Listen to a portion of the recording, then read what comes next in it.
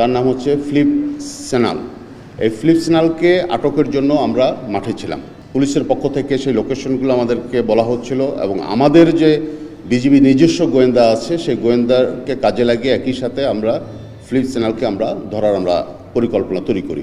রাত 10:30-11টার দিকে এসে সিদ্ধান্ত হয়, আমরা সিদ্ধান্ত নেই পুলিশের সাথে কোঅর্ডিনেট করেই 2টা জায়গায় একসাথে অপারেশন প্ল্যান করা হবে। একটা হচ্ছে হালুয়াঘাট এলাকায়, আরেকটা হচ্ছে শেরপুরের নারিতাবাড়ি এলাকায়। পুলিশ যেহেতু সীমান্তবর্তী এলাকার সম্পর্কে তাদের ধারণাটা একটু কম থাকে, খুব স্বাভাবিকভাবেই সো ওই এলাকায় অপারেশন পরিচালনা করার জন্য পুলিশকে বিভিন্ন সোর্সের তথ্য দিয়ে আমরা পুলিশকে সর্বাত্মক সহযোগিতা করি, যাতে তারা যাদেরকে সন্দেহ মনে করছে বা সন্দেহভাজন হিসাবে যাকে দেখছে তাকে যেন গ্রেফতার করা যায়। সেই লক্ষ্যে সোর্সের নাম, ঠিকানা, কাদেরকে সোর্স হিসাবে নেওয়া যেতে পারে সেটার তথ্য আমি ঢাকা থেকে আগত টিমের সাথে আমি নিজেই শেয়ার করেছি।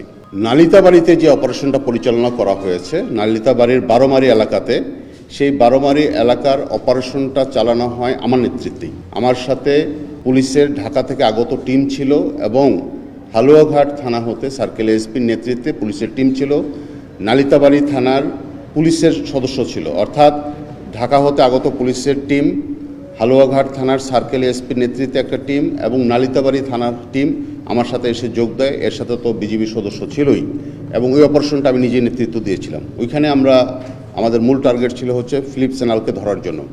কারণ এখন পর্যন্ত যেই তথ্যগুলো পাওয়া যাচ্ছিল যে যদি পারাপার করে থাকে বা যে গুঞ্জনটা শোনা যাচ্ছে এর সাথে ফিলিপ সেনাল জড়িত থাকার সম্ভাবনা সবচেয়ে বেশি। আমরা ফিলিপ সেনালকে পাইনি। আমরা যখন রাতের বেলা তার শ্বশুরবাড়িতে যখন হানা দিই, কারণ সে ওইখানে অবস্থান করছিল, আর ফিলিপ সেনালের বাড়ি হচ্ছে হালুয়াঘাটে, তার শ্বশুরবাড়িতে গিয়ে তাকে পাইনি। আমরা যখন পুলিশের নেতৃত্বে যখন তার বাড়িতে যখন রেড দিচ্ছি তখন তার স্ত্রী যে রুমে ছিল, মানে তার ফিলিপের শ্বশুর এবং শাশুড়ি বলছে যে ফিলিপ এই রুমের ভিতরেই আছে, তারা জানতো যে এই রুমের ভিতরেই আছে। তা আমরা অনেকক্ষণ দরজা নক করেছি, ওইখান থেকে দরজা কেউ খুলেনি। স্ত্রী তার ঘরের ভিতর অপেক্ষা করছিল প্রায় 5-7 মিনিট। পুলিশ, আমরা সবাই মিলে ট্রাই করছি দরজা খোলার জন্য, রুম চেক করার জন্য। অনেকক্ষণ পরে, প্রায় 5 মিনিটের বেশি সময় পরে এই দরজা খোলা হয়েছে। খুলে সাথে সাথেই আমরা রুম চেক করেছি। চেক করে রুমের ভিতরে ফিলিপকে পাইনি। কিন্তু এই যে আমরা যে 5 মিনিট ধরে যে দরজা ধাক্কাচ্ছি, দরজা ভেঙে ফেলার উপক্রম করছি, দরজা খোলার জন্য আমরা বারবার অনুরোধ করছি এবং ফিলিপের শ্বশুর শাশুড়িও চেষ্টা করছে যে তার মেয়ের দরজা খোলার জন্য। তার মেয়ের নাম হচ্ছে ডেল্টা, অর্থাৎ ফিলিপের স্ত্রীর নাম হচ্ছে ডেল্টা। এই ফাঁকেই ডেল্টা যেটা করেছে যে আমাদেরকে একটু সময় ক্ষেপণ করে ডেল্টা নিজে তার স্বামীর কাছে ফোন দিয়ে জানিয়ে দিয়েছে যে পুলিশ এবং বিজিবি তাদের বাড়িতে চলে এসছে এবং এখানে অবস্থান করছে।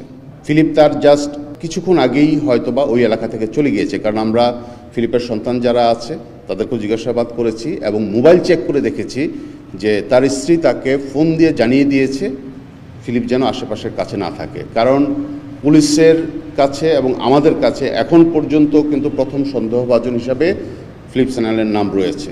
তাকে ধরা গেলে অনেক কিছুই আমাদের জন্য জানাটা সহজ হবে।